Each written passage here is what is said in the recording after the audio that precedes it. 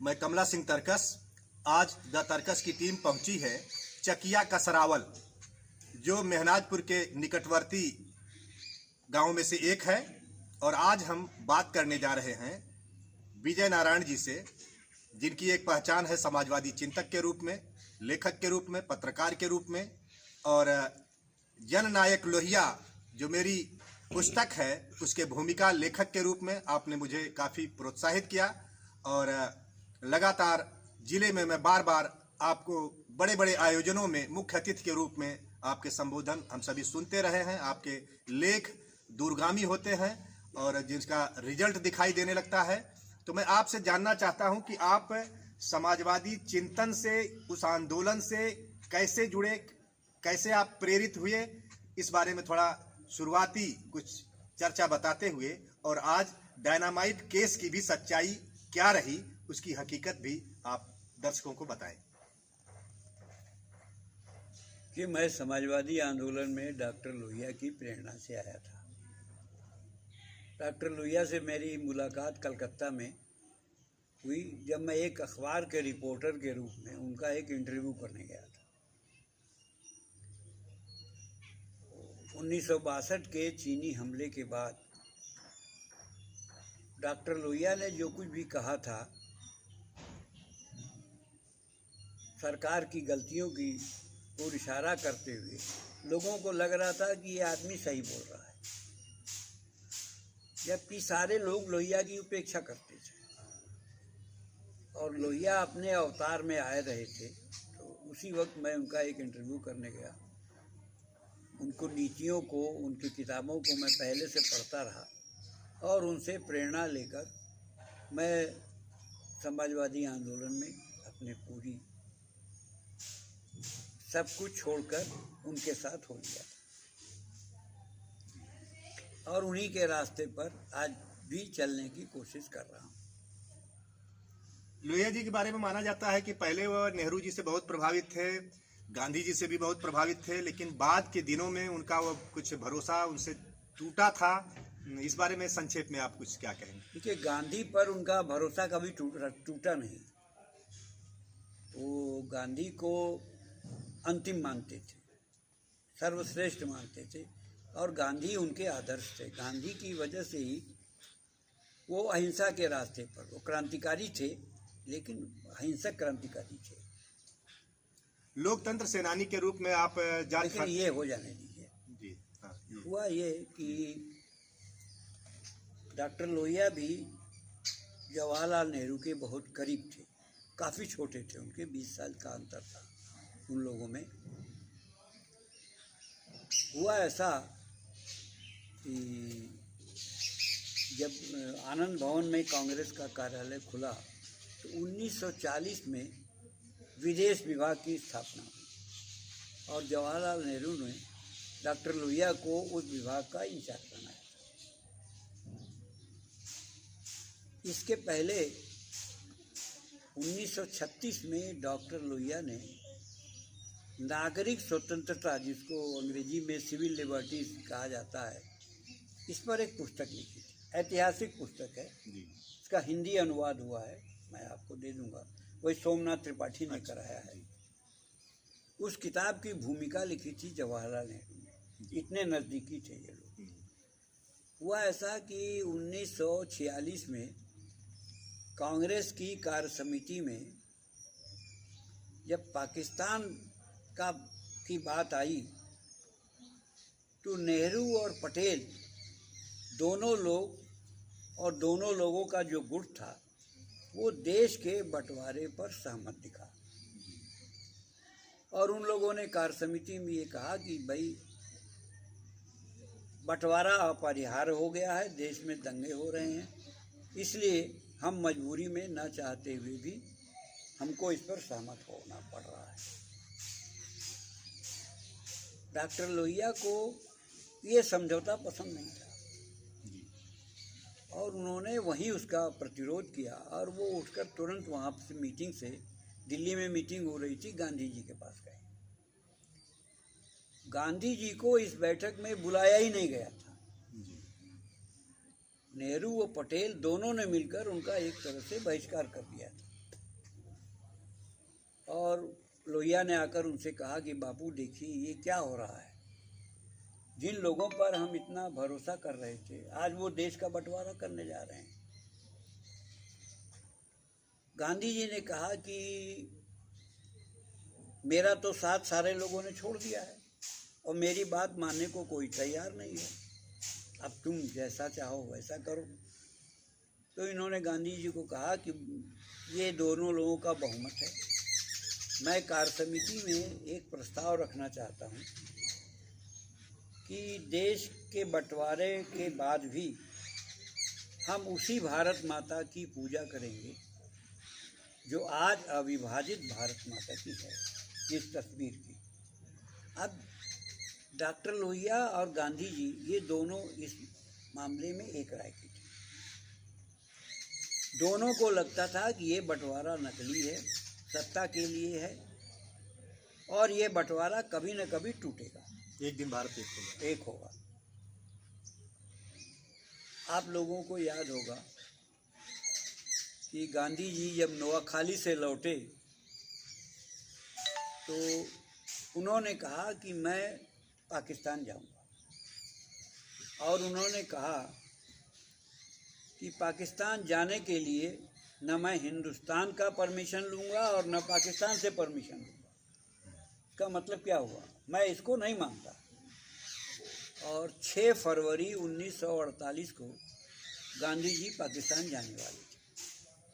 पूरे पाकिस्तान में उनके स्वागत के लिए तहलका मच गया और लोग ये कहने लगे कि गांधी आ जाएंगे तो ये फिर से ये पुरानी बात कायम हो जाएगी, क्योंकि बंटवारे की मार काट से सभी लोग दुखी थे। लेकिन 30 जनवरी को ही उनकी हत्या कर दी गई। डॉक्टर लोहिया इस प्रस्ताव के विरोध में जिंदगी भर भारत हिंद पाक महासंघ बनाने का एक सपना सजोए है। वो हिंद पाक महासंघ चलाते भी रहे, इसमें हिंदुस्तान, पाकिस्तान और बाद में बांग्लादेश के लोग भी आते रहे जी। सभी की ये राय है कि पहले एक महासंघ बन जाएगा जहाँ आने जाने की छूट हो जाएगी तो अपने आप ये देश फिर अपनी जगह पर एक हो जाएगा। लोहिया को विश्वास ही नहीं था कि जवाहरलाल नेहरू देश के बंटवारे के लिए राजी हो जाएंगे और इससे नेहरू के बारे में लोहिया की सारी सोच ही बदल गई। उसी दिन से वो कहने लगे कि 1946 तक के नेहरू दूसरे थे और 1946 के बाद के नेहरू एक दूसरे नेहरू के दूसरे रूप में सामने आए। आप देखिए, डॉक्टर लोहिया एक बात कहते थे कि फिसलन एक बार शुरू हो गई, यानी समझौता एक बार शुरू हो गया तो उसका सिलसिला जारी हो जाता है। पहले वो देश के बंटवारे पर राजी हुए, दूसरे कश्मीर के मामले को सेना कब्जा कर रही थी, रुकवाए और इस मामले को जीती हुई लड़ाई को राष्ट्रसंघ में ले जाकर उन्होंने हार में बदल दिया। तीसरा ब्लंडर, गलती करने का जो सिलसिला शुरू हुआ, तिब्बत एक स्वतंत्र राष्ट्र था जिसको जवाहरलाल नेहरू ने स्वयं 1946 में अंतरिम सरकार के प्रधानमंत्री के रूप में तिब्बत के विदेश मंत्री को दक्षिण एशिया के विदेश मंत्रियों के सम्मेलन में दिल्ली बुलाया था। उसको उन्होंने उठाकर चीन को सौंप दिया और चीन ने कब्जा कर लिया। उस गलती का खामियाजा, जैसे देश के बंटवारे की गलती का खामियाजा हम लोग आज भुगत रहे हैं, केवल पाकिस्तान के मोर्चे पर ही नहीं, आज तिब्बत के मोर्चे पर ही। तिब्बत, हम लोग चीन से तो लड़ नहीं रहे हैं, चीन ने तो तिब्बत पे कब्जा कर लिया, वो आ गया तिब्बत पे। हमारी सारी लड़ाई तो तिब्बत में होनी है अगर होनी जी।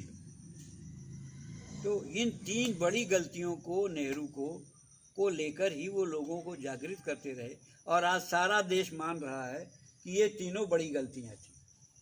ये इतिहास पुरुष की पहचान होती है जो कल होने वाले घटनाओं को आज ही भांप लेता है। लोहिया जी के जो विचार आप अभी माननीय विजय नारायण जी से सुन रहे थे कि भारतीय महासंघ यानी भारत, पाकिस्तान और बांग्लादेश का एक महासंघ होना चाहिए। ये विभाजन कृत्रिम है, बनावटी है, सत्ता के लिए है। ये एक बहुत ही महत्वपूर्ण तथ्य है और भारतीय युवाओं को इस बात को केंद्र में रखकर इसकी पृष्ठभूमि पर सोचना होगा और आगे अगर ये महासंघ सक्रिय हुआ तो दुनिया की एक महाशक्ति भारत को बनने में देर नहीं लगेगी और हम क्षेत्रीय शांति और विकास का माहौल भी शायद स्थापित कर पाएंगे। ये आपके शब्दों से हमें इस यथार्थ का आभास हुआ। मैं अगला सवाल आपसे करना चाह रहा हूं कि डायनामाइट केस में आपको अभियुक्त बनाया गया था और जॉर्ज फर्नांडीज और तमाम लोगों के साथ आप उससे जुड़े रहे, तो उसकी हकीकत क्या है? क्योंकि आपके व्यक्तित्व से लगता नहीं कि आप इतने बड़े केस में शायद भागीदारी किए हों, क्योंकि आप कहीं न कहीं शांति प्रक्रिया की तरफ आपका पूरा ध्यान दिखता है। तो डायनामाइट केस क्या था संक्षेप में और इसमें आपकी क्या भूमिका थी? देखिए, लोकतंत्र और तानाशाही दोनों एक साथ नहीं चलते। आप ये कहेंगे कि देश का संविधान लोकतांत्रिक है, लोकतांत्रिक पद्धति है हमारे यहाँ, और उसमें आप तानाशाही चलाएंगे, चाहे व्यक्ति की चाहे सरकार की, तो टकराहट होना स्वाभाविक है। ये टकराहट आज भी दिखने को मिल रही है। ऐसा ही एक परिदृश्य देश में इमरजेंसी लगने के पहले भी था और बाद में भी हुआ। अब इमरजेंसी जो लगी वो इसलिए लगी कि राजनारायण ने मुकदमे में कोर्ट में इंदिरा गांधी को हरा दिया। हाई कोर्ट ने कहा कि इनका चुनाव रद्द किया जाता है। अब वो अपने वजूद अस्तित्व को बताने के लिए, देश पर तो कोई संकट आया नहीं था, संकट आया था इंदिरा गांधी पर, उसके लिए उन्होंने पूरे देश को संकट में डाल दिया, इमरजेंसी लागू कर दिया और विपक्ष के सारे नेताओं को, और उन दिनों जो एक संपूर्ण क्रांति आंदोलन चल रहा था, 76 साल के जयप्रकाश नारायण को भी नज़रबंद कर दिया। और पूरे देश में भी जो आंदोलन चल रहा था, एक मामूली अब आजमगढ़ जैसी जगह पे 400 आदमी बनते जी, सभी विरोधी दलों के राजनीतिक कार्यकर्ता हर जिले में बंद हो गए और कोशिश की गई कि भाई किसी को बोलने न दिया जाए। अखबारों पर सेंसर हो गया, कोई अपनी बात नहीं कह सकता था। पूरा देश एक तरह से कैद खाने में बंद हो गया। तो अब इसका प्रतिरोध भी होता रहा। जो लोग बचे थे वो लोग पर्चे छाप करके, बुलेटिन निकाल करके लोगों में बांटते रहते थे। तो जो डायनामाइट केस है ये जॉर्ज फर्नांडीज के पहल पर था और जॉर्ज फर्नांडीज निर्भीक आदमी थे। रेल हड़ताल ने उनको अंतर्राष्ट्रीय नेता बना दिया था। उन्होंने देश भर में जो बचे खुचे साथी थे उनको बड़ौदा में इकट्ठा किया। उन दिनों गुजरात में जनता मोर्चा यानी विपक्षी दलों के बने जनता मोर्चा की सरकार थी, तो वहाँ कुछ छूट भी थी लोगों की बैठक करने में। और ये तय हुआ कि देश भर में ये जो तानाशाही की एक शांति दिख रही है, इस माहौल को तोड़ा जाना चाहिए। तो वहीं तानाशाही की शांति यानी डर के मारे शांति, डर भयभीत शांति। हाँ, भय का जो माहौल है इसको तोड़ा जाना चाहिए। तो ये तय हुआ। आदमी नहीं मिल रहे थे, ज़्यादा लोग तो गिरफ्तार हो चुके थे। जो थे उनसे देश भर में संपर्क करके बुलाया गया और ये हुआ। वहीं पे उन दिनों विक्रम राव, जो आजकल श्रमजीवी पत्रकार संघ के अध्यक्ष हैं, टाइम्स ऑफ इंडिया अखबार के रिपोर्टर थे, ब्यूरो चीफ थे, तो उन्होंने अपने कुछ उद्योगपतियों की मदद से, डायनामाइट एक विस्फोटक होता है जो किसी भी तोड़ सकता है, पुल उड़ा देता है, बिल्डिंग उड़ा देता है। तो ये हुआ कि इससे जगह जगह हम लोग विस्फोट करके इस आतंक के माहौल को तोड़ा जाए ताकि सरकार भी भयभीत हो, उसको भी ये लगे कि देश में अभी ऐसे लोग हैं जो प्रतिरोध कर रहे हैं, लड़ रहे हैं। उसका कुल मकसद इतना ही था। तो जगह जगह विस्फोट किया भी गया, कई मालगाड़ियाँ उड़ाई गईं। ब्लीड अखबार जो इंदिरा गांधी की तानाशाही का समर्थन कर रहा था, उसके कार्यालय में विस्फोट उड़ा दिया गया। तो ये सिलसिला चल ही रहा था कि इंदिरा गांधी की सरकार ने गुजरात की सरकार को 8 मार्च 1976 को बर्खास्त कर दिया, और वहाँ जो साथी थे हम लोगों के सबको अरेस्ट कर लिया। डायनामाइट का एक पैकेट, बड़ा पैकेट, सारे विस्फोटकों के साथ, जो उसमें अलग अलग विस्फोटक लगते हैं, वो बनारस आ रहा था। कुछ चांस की ऐसी बात थी कि 13 मार्च को इंदिरा गांधी का की सभा थी बनारस में, उसको जोड़ दिया गया कि इंदिरा गांधी की सभा में विस्फोट करने के लिए आ रहा था। बड़ा हल्ला हुआ देश में, वहाँ के साथी पकड़ गए। अब वहाँ के साथियों को जब परेशान किया गया तो दिल्ली के साथी पकड़ गए। उस वक्त डायनामाइट की कुछ छड़ें मेरे घर में भी थी। मैं कानपुर में था, मैं भागा भागा आया, सारा डायनामाइट का सामान निकाल के मैंने बाहर फेंका। तो मैं चला गया कलकत्ता, वहीं जॉर्ज फर्नांडिस भी आ गए थे। वहीं हमारी उनके साथ ही गिरफ्तारी हुई जून में, 10 जून को। लेकिन वहाँ से भी चिट्ठी पत्री देश भर को लिखने का, पर्चा भेजने का, साइक्लोस्टाइल मशीन से 1000 चिट्ठियाँ देश भर को जाती थी हर 15। और कहाँ कौन क्या प्रतिरोध कर रहा है देश में और विदेश में। जॉर्ज फर्नांडिस की पत्नी तो अमेरिका में थी और वहाँ आंदोलन चला रही थी तानाशाही के खिलाफ। और लोग भी थे, बहुत से नौजवान भी थे, अमेरिका में पढ़ने वाले नौजवान भी इमरजेंसी के खिलाफ आंदोलन चला रहे थे। तो हम लोगों की जब गिरफ्तारी हुई तो इसमें गुजरात के लोग थे, बिहार के थे, उत्तर प्रदेश के थे, पंजाब के थे, कर्नाटक के थे, महाराष्ट्र के थे। करीब 21 आदमी पर इन लोगों ने देशद्रोह का मुकदमा चलाया। और मुकदमा चल ही रहा था तब तक कि चुनाव हो गया। चुनाव में सरकार हार गई,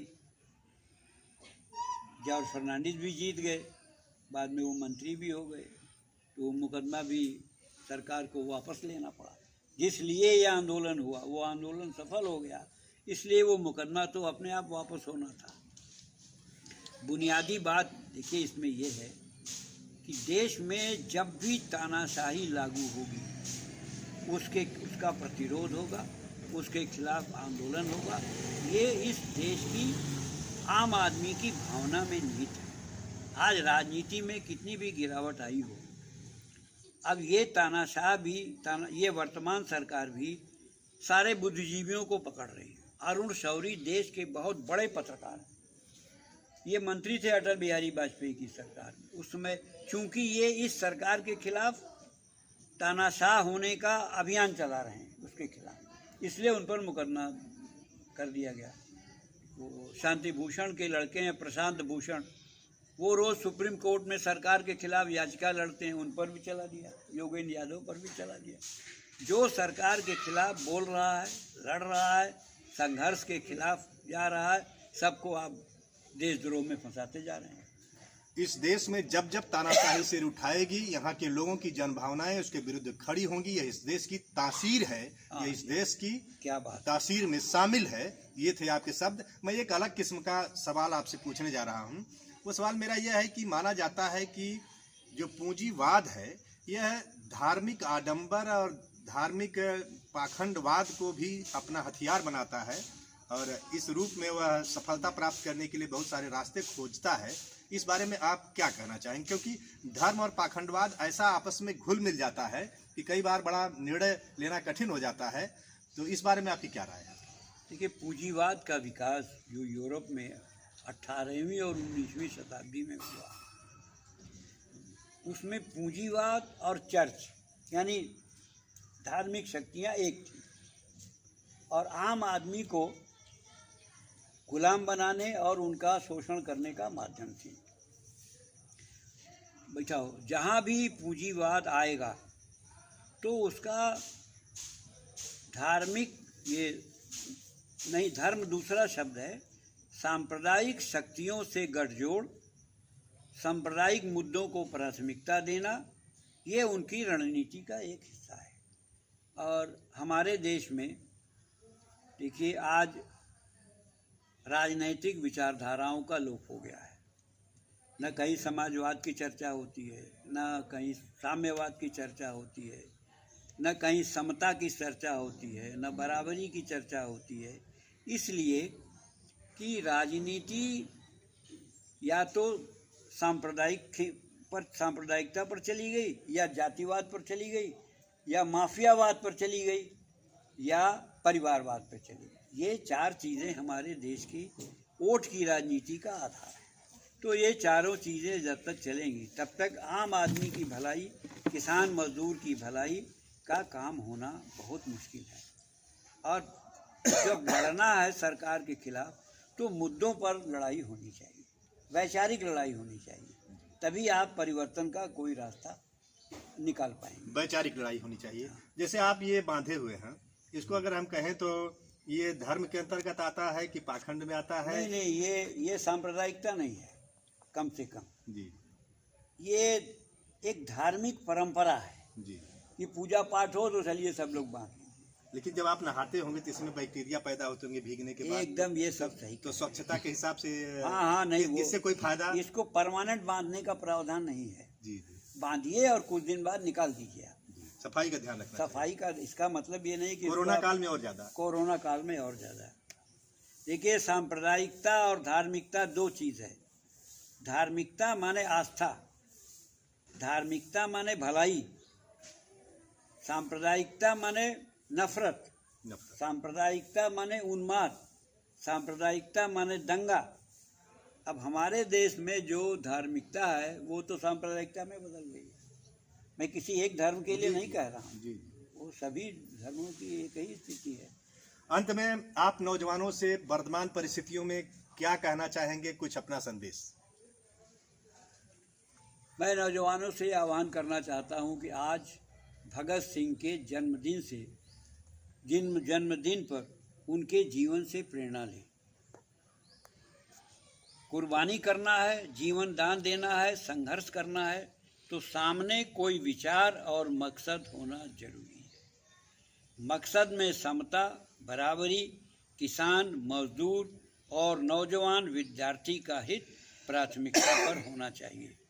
आप और विचारधाराओं का नाम मत लीजिए, चाहे छोड़ दीजिए, लेकिन प्राथमिकता के तौर पे नौजवानों के भविष्य, किसान के भविष्य और मजदूर के भविष्य का क्या होने वाला है, इसको देखते हुए आप अपने विचार को और अपने कार्यक्रम को, अपने राजनीतिक रास्ते को तय करिए। उद्देश्यहीन जीवन का कोई अर्थ नहीं होता। बिना लक्ष्य के यात्रा मंजिल तक नहीं पहुंचती। अभी आप सुन रहे थे माननीय विजय नारायण जी को, जो अपनी एक पहचान स्थापित कर चुके हैं, एक ईमानदार सोशल एक्टिविस्ट के रूप में, पत्रकार के रूप में और राजनीतिक कार्यकर्ता के रूप में, चिंतक के रूप में। डायनामाइट केस के आप अभियुक्त रहे, जिसकी अभी आपने चर्चा किया, और पूरे प्रदेश की राजनीति में आपकी अपनी एक पहचान है। समाजवादी क्षेत्र के देश भर के लोग आपको जानते हैं और अखबारों में आपके आज भी लोगों को जागृत करने वाले तमाम इस तरह के लेख आते हैं, जिनसे हमारी पूरी पीढ़ी को, पूरे देश को फायदा मिलता है। आपने हमको समय दिया, हमसे बात किया, हम आपके बहुत बहुत इसके लिए शुक्रगुजार हैं और फिर हम आपसे बात करेंगे और लोगों तक आपकी बात पहुंचाते रहेंगे। मैं द तर्कस की ओर से कमला सिंह तर्कस, आप सभी को बहुत बहुत धन्यवाद।